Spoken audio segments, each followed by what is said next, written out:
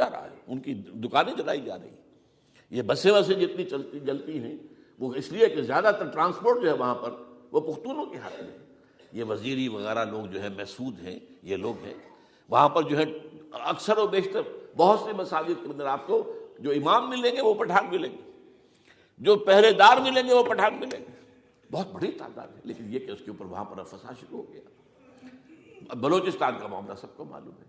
تو اندرونی طور پر جو سینٹریپیٹل فورس ہو سکتی تھی اس کو ہم نے کیا نہیں مضبوط، کمزور سے کمزور تک کرتے چلے گئے۔ اور اب جو کچھ ہو رہا ہے، اب مضامین آ رہے ہیں، آئلی قوانین میں تبدیلیاں کیوں کی جا رہی ہیں؟ یہ جو کانفرنس ہوئی تھی جو یو این او کے اندر، بیجنگ +5 کانفرنس، جو بات اس میں طے اور اس میں یہ تھا طلاق کے معاملے میں مرد اور عورت کو بالکل برابر کر دیا جائے۔ اب وہی کر رہے ہیں آپ۔ یہ سفاری آئی کائے کے لیے؟ جیسے مرد طلاق دے سکتا ہے عورت بھی طلاق دے سکتا ہے۔ اسلام میں یہ نہیں ہے۔ اسلام میں یہ ہے کہ عورت طلاق لے سکتی ہے، دے نہیں سکتی۔ وہ لے گی یا تو شوہر سے خود کہے بھائی تم مجھے آزاد کر دو، تم نے مجھے مہر دیا تھا میں واپس کرتی ہوں، یا یہ آدھا لے لو، یا یہ ہے کہ وہ اپنے بڑوں سے، بزرگوں سے، اور اس کے بڑوں بزرگوں کو بیچ میں ڈالے، یا عدالت میں جائے۔ عدالت اگر کو قائل کر دے گی کہ عدالت کے واقعی اس کے معاملات ان کے صحیح اب نہیں نبھ سکتے، وہ سیپریٹ کر دیں گے۔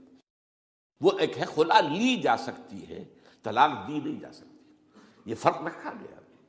اسلام میں مرد اور عورت اسینشلی برابر ہیں، as human beings they are equal, کوئی فرق نہیں، کوئی اونچا نہیں کوئی نیچا نہیں۔ جو بھی انسان کے اندر شرف انسانیت ہے، اشرف المخلوقات ہونے کا جو مقام حاصل ہے وہ مرد کو بھی عورت کو بھی ہے، ان میں کوئی فرق نہیں۔ لیکن جب ایک مرد اور ایک عورت مل کر ایک خاندان کی بنیاد ڈالتے ہیں اب وہ برابر نہیں ہے۔ الرجال قوامون علی النساء، کوئی بھی انسٹیٹیوشن ہو اس میں دو برابر کے سربراہ نہیں ہو سکتے، دونوں کا اختیار ایک جیسا ہو تو کیسے چلے گی گاڑی؟ چل ہی نہیں سکتی۔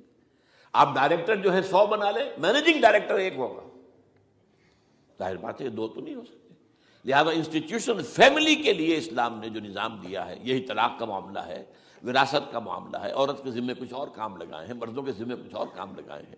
مرد ذمہ دار ہے، کفیل ہے، لہذا وراثت میں اس والد کی طرف سے اسے 2 حصہ ملتا ہے۔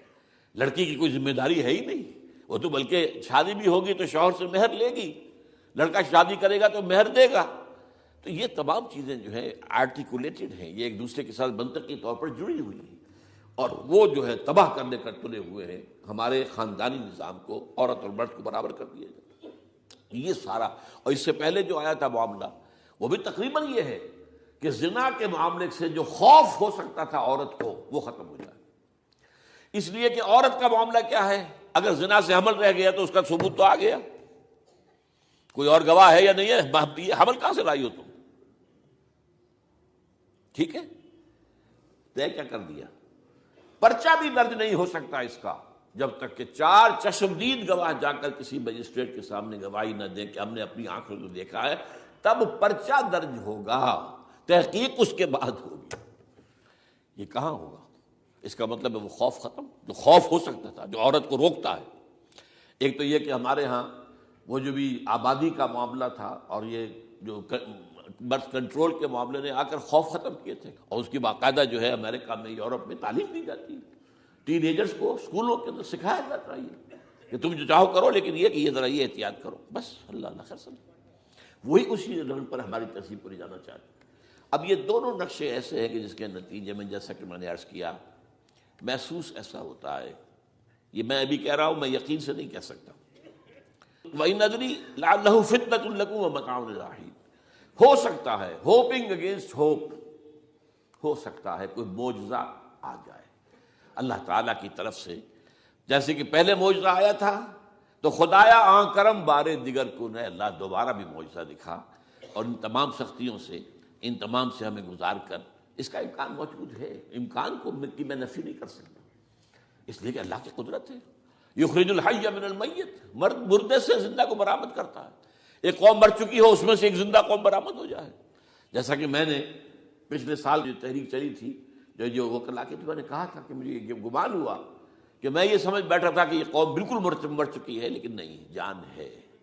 یہ میں اس سے پہلے یہ جملہ کہا کرتا تھا، it's no use whipping the dead horse, لیکن میں نے کہا نہیں، جان ہے اس میں۔ ہمارے ہاں کا پڑھا لکھا طبقہ، تعلیم یافتہ لوگ، انہوں نے جو سختیاں جھیلی ہیں، جس طریقے سے کہ مصائب برداشت کر کے انہوں نے اس تحریک کو برقرار رکھا ہے، اب تک رکھا ہوا ہے، یہ بہت بڑا کارنامہ ہے، اور اس سے معلوم ہوتا ہے، اس سے کچھ نہ کچھ امید کی کوئی کرن پھوٹتی نظر آتی ہے۔ لیکن باقی جو لوگ کہتے ہیں کہ نہیں بس یہ تو بنا ہے اللہ کے حکم سے اور قائم رہے گا، ان سے میں کہا کرتا ہوں کہ وہ اللہ کی سنت سے واقف نہیں ہے۔ اللہ کی سنت سزا کی بھی تو ہے نا۔ اللہ تعالیٰ رسی دراز کرتا ہے ایک دم کھینچ بھی لیتا ہے، یہ بھی اللہ کی سنت ہے۔ مہلت دیتا ہے پھر ایک دم جو ہے ایک وقت کے اوپر آ کر فیصلہ بھی کر دیتا ہے۔ تو عجب نہیں، ڈرتے رہنا چاہیے، کچھ پتہ نہیں۔ ما غرک بربک الکریم، یہ قرآن مجید میں یہ مضمون کئی بار آیا ہے کہ لوگوں کو بعض اوقات شیطان جو ہے یہ دھوکہ، اللہ بڑا کریم ہے، بڑا غفور ہے، بڑا رحم کرنے والا۔ بھائی وہ کریم ہے، غفور ہے، لیکن منتقم بھی ہے۔ انا من المجرمین منتقمون، ہم ان مجرموں سے انتقام لے کر رہیں گے۔ وہ تو منتقم بھی تو ہے، وہ سزا بھی تو دیتا ہے۔ اس نے جہنم جو ہے یہ کوئی ڈیکوریشن پیس کے طور پر تو نہیں بنائی ہے، کس لیے بنائی ہے؟ وہ تو ہم نے فیصلہ کیا، لَأَمْلَأَنَّ جَهَنَّمَ مِنَ الْجِنَّةِ وَالنَّاسِ أَجْمَعِينَ، یہ میں نے طے کیا ہوا ہے۔ تو اللہ تعالیٰ جو ہے سزا بھی دیتا ہے، تو اللہ تعالیٰ ہمیں سے بچائے۔ بہرحال ہو سکتا ہے کہ اس کے بعد بھی اللہ تعالیٰ ہمیں اور مہلت دے دے، اور اس مہلت کے لیے اس کرنے کا کام کیا ہے؟ کرنے کا کام یہ ہوگا دعا اور توبہ۔ پہلے توبہ کی جائے پھر دعا، ورنہ دعا قبول نہیں ہوتی۔ پہلا کام توبہ ہے۔ یا ایھا الذین آمنوا توبوا الی اللہ توبۃ نصوحا، اے اہل ایمان اللہ کی جناب میں توبہ کرو، خالص توبہ۔ کیا مطلب ہے؟ اپنی زندگیوں میں سے شریعت کے خلاف، ویسے بھی اخلاقیات کے خلاف، جھوٹ، دغا، فریب، دھوکہ، غبن، سب کو ختم کرو۔ سود، بے پردگی، عریانی، فحاشی ختم کرو۔ طے کر لو کہ کوئی شخص شریعت کے خلاف اور اخلاقیات کے خلاف، صرف شریعت نہیں، ایک بنیادی انسانی اخلاقیات ہوتی ہیں، اس کے سارے تقاضے پورے کر دیں جو ہمارے یہاں ختم ہو چکے ہیں۔ میں نے جیسا کہ بارہا کہا ہے کہ اس وقت دنیا کی سب سے بڑی منافق ترین قوم جو ہے مسلمانان پاکستان ہے۔ جھوٹ اور وعدہ خلافی اور اس کے ساتھ جو ہے وہ غبن کا معاملہ جتنا ہمارے ہاں ہے، آپ پوری دنیا میں آپ کو کہیں نہیں ملے۔ تو اس لیے پہلے توبہ کی جائے اور پھر دعا کی جائے۔ اس لیے میں نے آپ کو حدیث سنائی ہے کہ اللہ کا فیصلے کو بھی کبھی کبھی دعا جو ہے لوٹا دیتی ہے، لیکن وہ دعا کب ہو؟ جب آپ نے اللہ کے ساتھ اپنا معاملہ صحیح کر لیا ہو۔